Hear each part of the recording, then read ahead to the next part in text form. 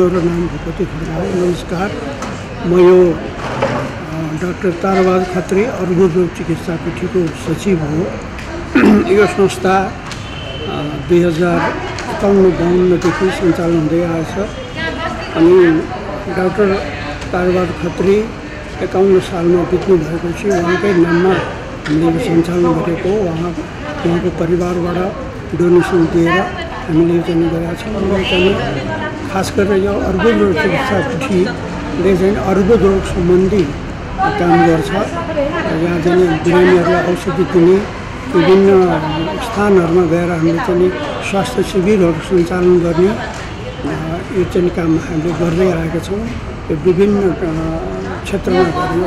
खास गरेर हामीले यो उपत्यकाभित्र भक्तपुर, पाटन र काठमाडौँमा पनि हामीले यो काम सञ्चालन गरिरहेका छौँ। र कहिले हामी यसमा हामी संस्थाले मात्रै काम गर्छौँ, बेला बेलामा समयमा जस्तो आज भनौँ, आज चाहिँ हामी बुद्धमय सेन्टर करुणा स्वास्थ्य सचेतना समाज हामी 3 जना मिलेर यहाँ सञ्चालन भइरहेछ। विभिन्न रोगहरूको हामीले चाहिँ स्वास्थ्य शिविर सञ्चालन गरिरहेछौँ। राम्रो उत्साहजनक उपस्थिति भइरहेछ।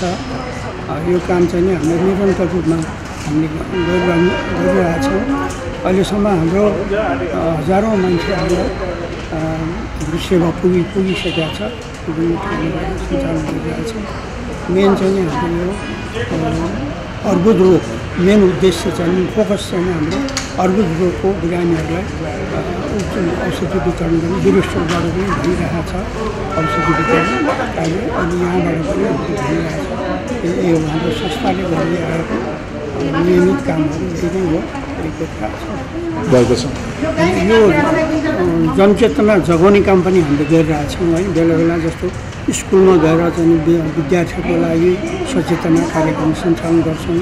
त्यस्तै अरू महिला पुरुषहरूलाई पनि जम्मा भेला गरेर हामीले यो सचेतना कार्यक्रम हामीले सञ्चालन गर्दै आएछौँ।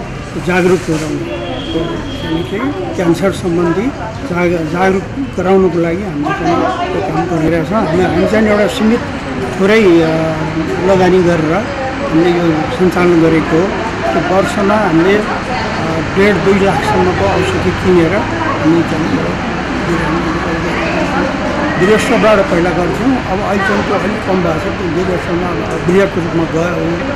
हामीले चाहिँ ठाउँ ठाउँमा विभिन्न स्थानमा क्लिनिक सञ्चालन गरेर हामीले चाहिँ त्यहाँ डाक्टरहरू लिएर गएर औषधि स्वास्थ्य परीक्षण गरेर औषधिहरू वितरण गर्ने काम हामीले गरिरहेको छौँ।